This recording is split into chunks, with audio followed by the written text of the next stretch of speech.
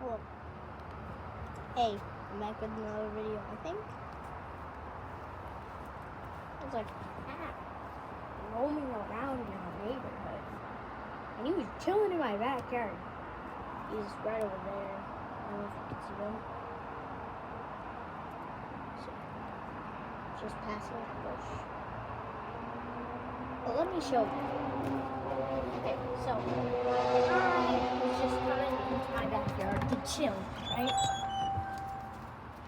Just coming to chill out, okay? And you want to know what I see? So I come back here, right?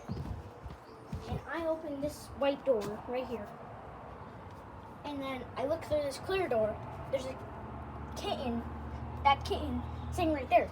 Now, what the weird part is, he scrams, and I chill out here for a second because I'm like, ew, what is that thing? And then when I go outside and look at the corner, the cat's gone.